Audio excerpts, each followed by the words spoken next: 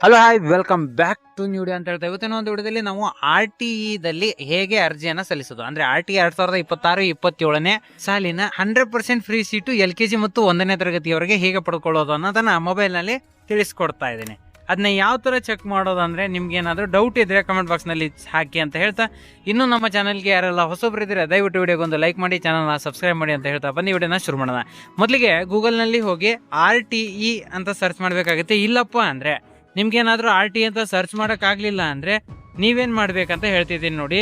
ನೀವು SDCEDN.Karnataka.gov.in ಅಂತ ಇರುತ್ತೆ. ಅದರ ಮೇಲೆ ಕ್ಲಿಕ್ ಮಾಡಿದ್ರೆ ನೀವು ಎಂಟರ್ ಕೊಟ್ಟಾಗ ಒಂದೇ ವೆಬ್ಸೈಟ್ ಓಪನ್ ಆಗುತ್ತೆ. ಇಲ್ಲಿ RTE ಅಪ್ಲಿಕೇಶನ್ 2026 ಅಂತ ಇರುತ್ತೆ. ಅದರ ಮೇಲೆ ಕ್ಲಿಕ್ ಮಾಡಿದ್ರೆ ಈ ತರ ಒಂದು ಪೇಜ್ ಬರುತ್ತೆ. ಇಲ್ಲಿ ನೀವು ನೋಡ್ತಾ ಇರ್ಬೋದು RTE 2026 ಅಪ್ಲಿಕೇಶನ್ ಸಬ್ಮಿಷನ್ ಪ್ರೊಸೆಸ್ ಅಂತ ಇರುತ್ತೆ. Does child has N Aadhaar ID ಅಂತ ಇರುತ್ತೆ.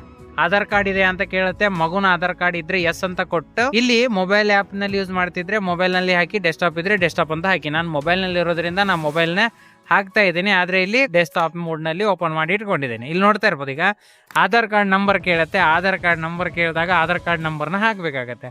ಮಗುವಿನ ಆಧಾರ್ ಕಾರ್ಡ್ ನಂಬರ್ನ ಎಂಟ್ರಿ ಮಾಡಿದ್ರೆ ಇಲ್ಲಿ ನೋಡ್ತಾ ಇರ್ಬೋದು ಈಗ ಎಂಟ್ರಿ ಮಾಡ್ತಾ ಇದ್ದೇನೆ. ಪ್ರೈವೇಸಿ ಪ್ರೊಟೆಕ್ಷನ್ ಸಂಬಂಧ ಅದು ಸ್ಕ್ರೀನ್ ಎಲ್ಲ ಬ್ಲ್ಯಾಂಕ್ ಕಾಣ್ತಾ ಇದೆ. ನಾನು ಎಂಟ್ರಿ ಮಾಡಿ OTPಗೆ ಅಪ್ಲೈ ಮಾಡಿದಾಗ ನಿಮ್ಗೆ ತೋರಿಸ್ತೀನಿ ಯಾವ ತರ ಇಲ್ಲಿ ಮೆಸೇಜ್ ಬರುತ್ತೆ ಅಂತ. ಈಗ ನೋಡ್ತಾ ಇರ್ಬೋದು ನಾನು ಎಂಟ್ರಿ ಮಾಡಿದ್ದೀನಿ. ಎಂಟ್ರಿ ಮಾಡಿದ ತಕ್ಷಣ ಕೆಳಗಡೆ OTP ಅಂತ ಇರುತ್ತೆ. ಆ OTP ಮೇಲೆ ಕ್ಲಿಕ್ ಮಾಡಿದ್ರೆ ನನ್ನ ಮಾಹಿತಿ ಸರಿಯಾಗಿದೆ ಅಂತ ಕ್ಲಿಕ್ ಮಾಡಿ OTP ಮೇಲೆ ಸೆಲೆಕ್ಟ್ ಮಾಡ್ಕೊಂಡು ಇಲ್ಲಿ ಕೆಳಗಡೆ ಜನರೇಟ್ OTP ಮೇಲೆ ಕೊಡಬೇಕಾಗತ್ತೆ. ಜನರೇಟ್ OTP ಮೇಲೆ ಕೊಟ್ಟ ತಕ್ಷಣ OTP ಓಪನ್ ಆಗುತ್ತೆ. OTP ಅವರ ಮೊಬೈಲ್ಗೆ ಹೋಗಿರುತ್ತೆ. ಆ OTPನ ನೀವು ಎಂಟರ್ ಮಾಡಬೇಕಾಗತ್ತೆ. OTP ಬಂತು. ಈಗ OTPನ ಎಂಟರ್ ಮಾಡ್ತಾ ಇದ್ದೇನೆ. OTP ಎಂಟರ್ ಆದ ನಂತರ ನೆಕ್ಸ್ಟ್ ಪ್ರೊಸೆಸ್ನ ತಿಳಿಸ್ಕೊಡ್ತೇನೆ. ಅಲ್ಲಿವರೆಗೆ ಏನಾದರೂ ಡೌಟ್ ಇದ್ರೆ ಕಮೆಂಟ್ ಬಾಕ್ಸ್ನಲ್ಲಿ ತಿಳಿಸಿ, ನಾನು ನಿಮಗೆ ರಿಪ್ಲೈ ಮಾಡ್ತೀನಿ ಅಂತ ಹೇಳ್ತಾ ಈಗ OTP ಎಂಟರ್ ಆದ ತಕ್ಷಣ ತಳಗಡೆ ಸ್ಕ್ರೋಲ್ ಆದ ಬಳಿಕ ಅಲ್ಲಿ ಸಬ್ಮಿಟ್ ಅಂತ ಕ್ಲಿಕ್ ಮಾಡ್ಕೋಬೇಕಾಗುತ್ತೆ. ಸಬ್ಮಿಟ್ ಅಂತ ಬಂದಿದೆ ನೋಡಿ. ಸಬ್ಮಿಟ್ ಅಂತ ಕೊಟ್ಟರೆ ಓಪನ್ ಆಗುತ್ತೆ. ಒಳ್ಳೆ ಓಪನ್ ಆದಾಗ ಇಲ್ಲಿ ನಿಮ್ಮ ಮಗುನ ಡೀಟೇಲ್ಸ್ ಎಲ್ಲ ತೋರಿಸುತ್ತೆ. ನೇಮ್ ಏನಿದೆ, ಡೇಟ್ ಆಫ್ ಬರ್ತ್ ಏನಿದೆ, ಮತ್ತೆ ಜೆಂಡರ್ ತೋರಿಸುತ್ತೆ, ಡಿಸ್ಟಿಕ್ ತೋರಿಸುತ್ತೆ, ಹಾಗೆ ವಿಲೇಜು ಕೂಡ ತೋರಿಸುತ್ತೆ. ಅದಾದ ಬಳಿಕ ಕೇರ್ ಆಫ್ ತೋರಿಸುತ್ತೆ, ಸಬ್ ಡಿಸ್ಟಿಕ್, ಪಿನ್ ಕೋಡ್, ಇವೆಲ್ಲ ಮಾಹಿತಿಯ ಜೊತೆಗೆ ಒಂದು ಫೋಟೋ ಕೂಡ ತೋರಿಸುತ್ತೆ.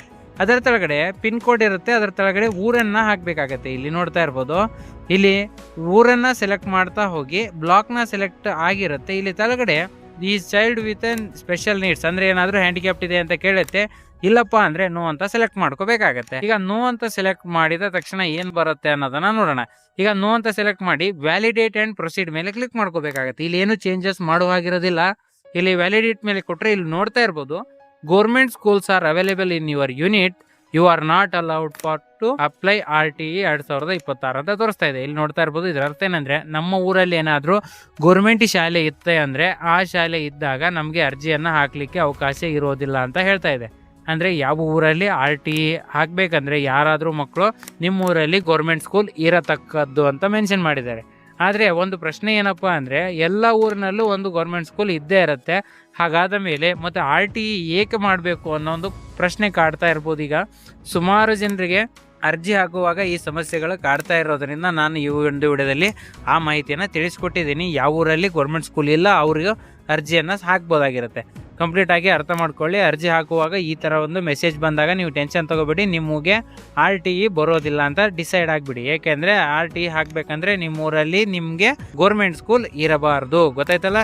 ಇವತ್ತಿನ ಒಂದು ವಿಡಿಯೋ ಇಷ್ಟ ಆಗಿರುತ್ತೆ. ನಿಮ್ಗೆ ಏನಾದರೂ ಗೊತ್ತಾಗಿದ್ರೆ, ಅರ್ಥ ಆದರೆ ವಿಡಿಯೋ ಕಮೆಂಟ್ ಬಾಕ್ಸ್ನಲ್ಲಿ ಅರ್ಥ ಆಗಿದೆ ಅಂತ ಹಾಕಿ ಅಂತ ಹೇಳ್ತಾ, ಮತ್ತೇನಾದರೂ ಸಮಸ್ಯೆ ಇದ್ರೆ ದಯವಿಟ್ಟು ಕೆಳಗಡೆ ತಿಳಿಸಿ. ವಿಡಿಯೋ ಇಷ್ಟ ಆದರೆ ದಯವಿಟ್ಟು ವಿಡಿಯೋಗೆ ಒಂದು ಲೈಕ್ ಮಾಡಿ, ಚಾನಲ್ಗೆ ಹೊಸಬ್ರು ಇದ್ರೆ ಸಬ್ಸ್ಕ್ರೈಬ್ ಮಾಡಿ ಅಂತ ಹೇಳ್ತಾ ಈ ವಿಡಿಯೋನ ಮುಗಿಸ್ತಾ ಇದ್ದೇನೆ. ಜೈ ಹಿಂದ್, ಜೈ ಕರ್ನಾಟಕ.